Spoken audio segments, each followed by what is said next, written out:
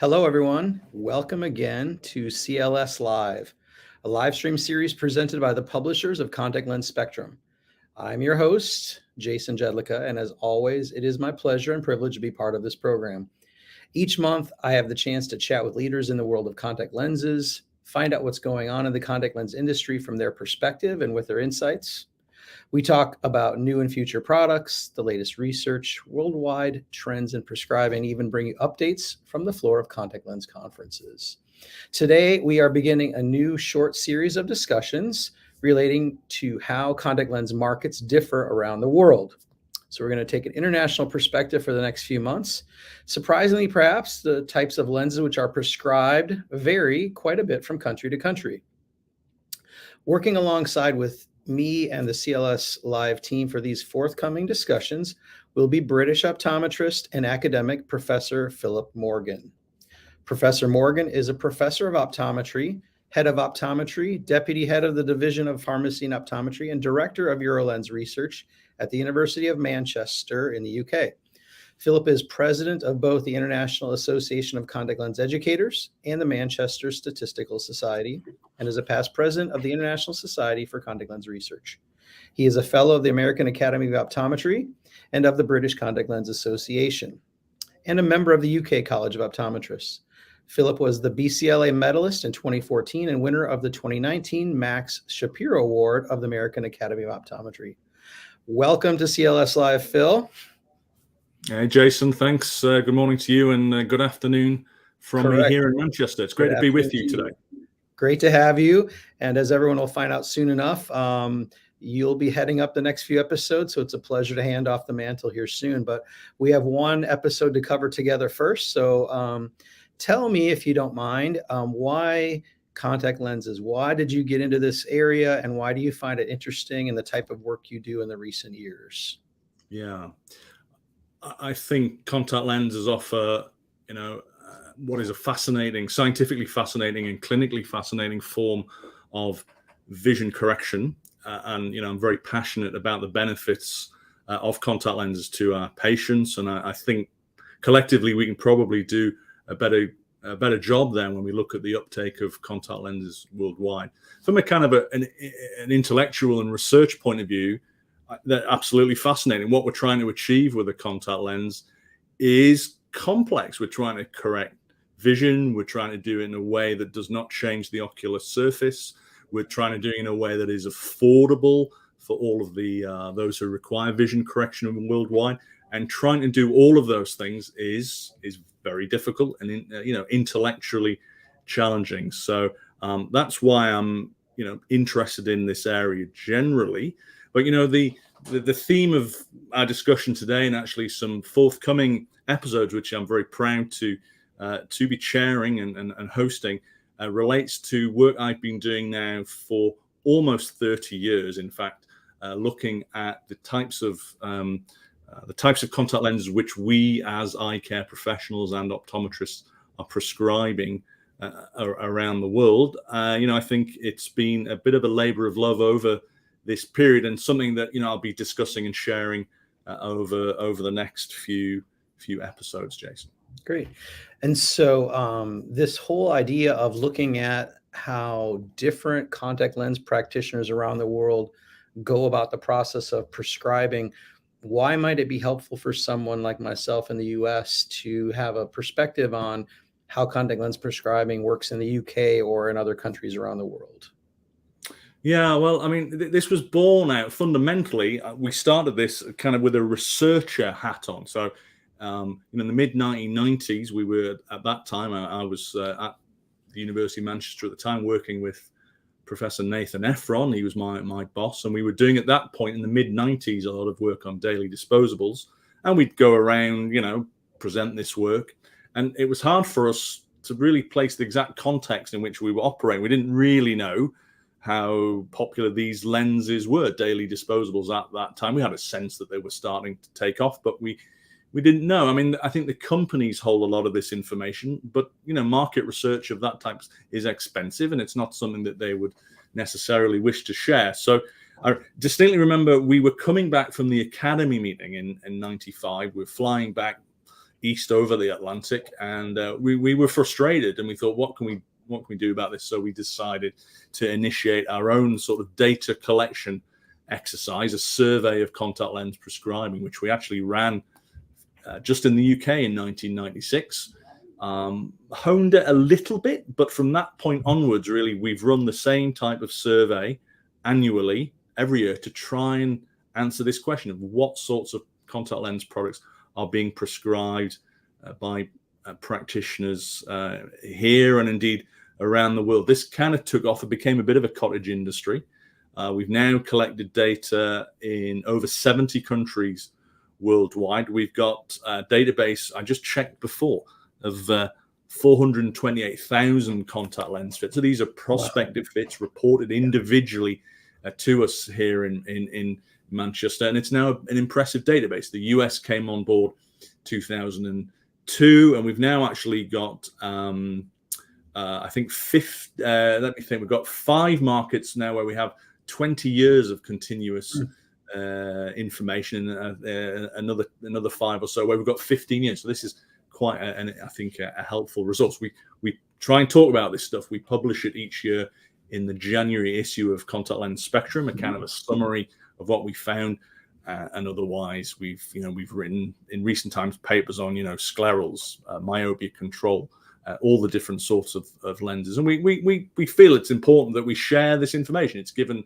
we're the custodian of this stuff. It's given to us freely by our colleagues around the world, so we want to give it back to the community and write what we can and help people understand it. So why might this be important? Well, that's why it might be important to a researcher to understand how your research sort of fits in with the prevailing contact lens trends. But I think it's got other uses as well. So Jason, as an optometrist in the United States, it might be useful to you to look at what's happening with your colleagues in your country, also around the US. And if you find, I don't know, you're fitting lots and lots of multifocals, much more than the average, then that perhaps informs you something about your practice. You're ahead of the curve a little bit. You might feel good about that. And but others might be kind of under indexed, not fitting perhaps what the norm is in terms of multifocals or torics, and might cause them to reflect a little bit on their practice. So I can see why this is helpful to researchers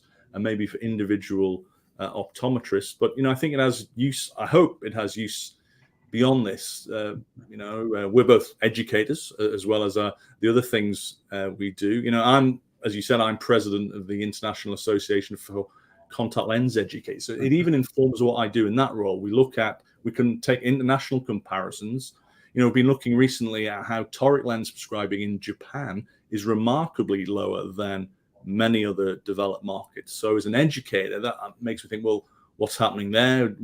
Can we help our colleagues there? Is there an educational need happening locally? So it sort of has a use for educators, and maybe in a similar way, perhaps for manufacturers as well. And they can be informed what should their professional services people be doing? Because should they be using this kind of information to support their activity? So I think it has. I hope it has multiple uses for people in all sorts of settings around the whole of the contact lens community. And it must be fascinating to see if you're somebody who's been involved with the development of myopia control lenses over the past 10 or 20 years, then you can perhaps use this sort of system to look at how that's now feeding into the market, and it seems to be growing. It perhaps brings some satisfaction in that way as well, Jason. But just sort of moving on a little bit, we as you mentioned, we've got this series of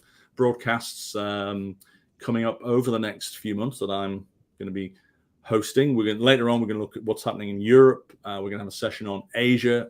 Absolutely fascinating what's going on there with contact lenses, and also Latin America. But perhaps today I can turn the table on you a little bit and first, spend some time talking about what's happening in the United States. The primary contact lens market worldwide, maybe 40 million wearers or something like that. And of course, also where a lot of the manufacturers are based. So, why do you think, 40 million out of what, a population of 330 million? So well over 10% of people wearing lenses. And if we just looked at ametropes, probably 15 to 20%, something like that. Mhm. What's your, what have you seen that can account for why contact lenses are so successful in the US, do you think? Sure. Well, I think that, putting aside the things like vanity and whatnot, I think that the United States as a population, we like to be active individuals. I think people do spend time investing in their health by working out and being active, exercising. And I think contact lenses fit in well to that. I have a number of patients where they've transitioned through the years when people are generally full-time wearers, which might be anywhere from the teen years to presbyopia when that hits, and the dryness and the visual changes that come with presbyopia, and people often start to drop out or cut back their wearing. I think the people in the presbyopic group, a lot of them maintain contact lens wear because they're active. Mm. And so I think that's a lot of it. I think that maybe again, there's a marketing aspect to it, that many of our publications and our media, contact lenses are promoted through it.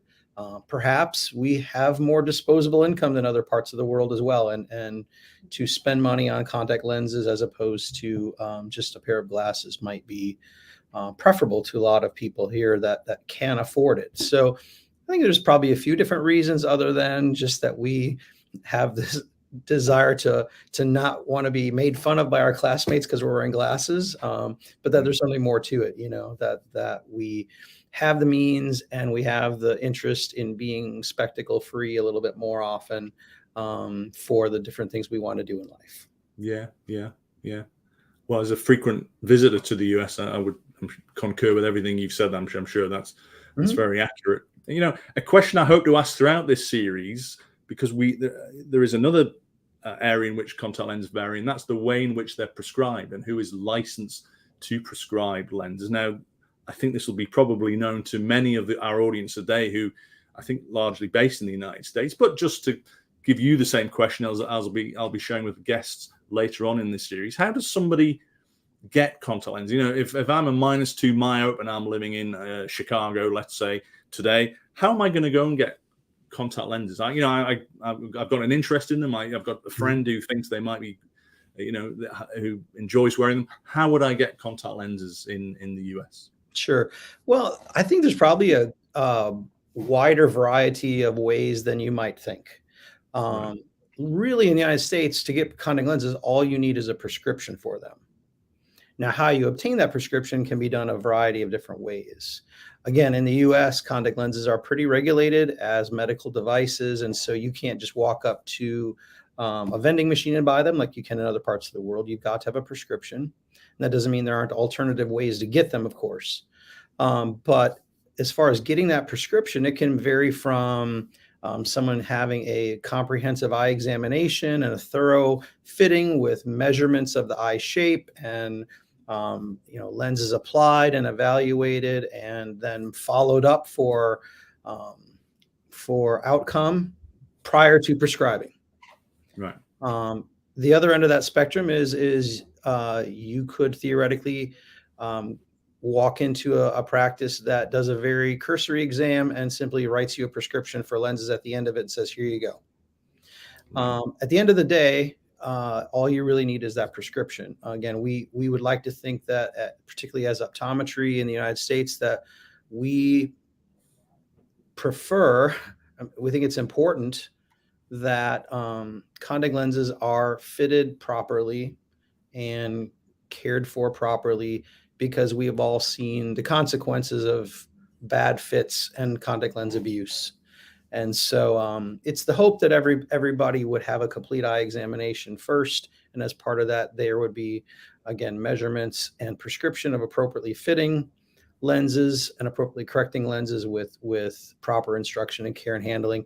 That can happen through ophthalmology practices, optometry practices, and depending upon the state, it can happen in optical settings as well, where an optician may have supervision by a licensed optometrist or ophthalmologist as well. So there are a variety of ways that it can happen, but at the end of the day, does require a prescription, and it does require parameters to be stated, base curve diameter, et cetera, in order to fill that prescription. Yeah. Okay. So a fairly high level of regulation, then I think we can say. Correct. Having got your, what's the impact at the moment of internet supply? There's, I guess that's a part of the market that's in great flux. We see, new players come into the market, it seems, fairly frequently. What's your thoughts on the current state of internet supply to patients who hopefully would have a contact lens prescription? Right. Well, interestingly enough, this discussion we just had took me back to your initial question about why the U.S. has more wearers, and I'd like to think maybe the fact that we do a better job of regulating them and fitting them at a higher level keeps our patients happy with their lenses and keeps them wearing them, as opposed to them getting them randomly from a machine and they don't fit, and so the patients have a bad experience and quit. So maybe that's a little bit of it. I don't know. As far as the internet goes, certainly, alternative ways of getting contact lenses other than through a practitioner grew significantly for a period of time. I guess I feel like that those channels are there. I don't see them changing a lot right now. Again, I could be wrong. I haven't looked at the numbers, but I don't feel like internet sales are necessarily climbing at a significant rate compared to where they might have 5 or 10 years ago. Yeah. I think that, again, for a practitioner, our job is to prescribe proper fitting lenses, and we should be charging for our services for what we provide as healthcare providers. Beyond that, if the patient chooses to obtain their lenses from another route, as long as they're getting the ones that I've prescribed, I guess that's okay. I do advocate, to our patients, obviously, that from a price perspective, we try to be competitive. From a service perspective, if they have problems with their lenses, we're right here. And in many ways, between rebates and discounts on supplies and insurance benefits in the United States, at least, that their lenses can be obtained as inexpensively as other alternatives and with a higher level of care and commitment to stand behind the products. So I think, again, it's something that there's always going to be people that find purchasing things online is just more convenient for them, and that's how they purchase everything. And they're going to go that route. But at the same time, I feel like that in many ways that way of patients getting their lenses is probably at a level where it's pretty stable, I would estimate. Yeah. Okay. That's a very interesting insight. When I look at the data we collect from the US, we might have times for one or two Mhm. sort of reflections on that. The first being, it was perhaps always been a surprise to me to find with daily disposable lenses how the US is a little bit below average, seem to take a little longer to get into the daily disposables for whatever reason, and that's very much picked up in recent years, but still perhaps below the average of the countries that we survey worldwide. That seems a bit counterintuitive to me. I would have thought the US would have very much embraced daily disposables, but there could be something behind this. Do you have any thoughts on why that might be? Well, I feel like in many ways, again, as you look at again culturally, how a lot of the mindset of Europeans is, and again, you can confirm or deny this, but some groups pride themselves on quality, and cost is really not important. I just want the best, what's best. And other times, other populations, they're focused around, let's get the best deal. Let's talk about it. So I'm going to go brag to my friends that I have the best car. I'm going to go brag to my friends that I got the best deal on my car. Which population are we? I think in a lot of ways, the U.S. population has been the type that says, I would like a lot, but I don't want to spend a lot for it. Or maybe it's just that we as practitioners think our patients think that way. So we prejudge them and say, well, I know this patient is not going to want to pay $700 for a year supply of dailies when they can get a monthly supply for 200. And we're often wrong. And so I think part of that is really just the practitioner mindset to say, are there advantages, and don't prejudge our patients. I think it certainly has has changed in for me in that way. I also think another difference, though, if I can, is that early daily disposables were not the best quality lenses. I mean, they were made inexpensively, and the materials and the way they were manufactured wasn't as good as the lenses that were available in a 2-week or monthly modality. So while you were gaining the daily disposability, you were losing something in terms of quality of material. And I think that's changed now. We've got dailies that are just as good as anything else. Yeah. And there's really no excuse at this point not to at least offer our patients the option of single-use lenses, knowing that we've got spheres, torics, multifocals in silicone hydrogel, very moist materials that retain their quality. There's really no reason now not to at least offer that and let the patients decide. Okay.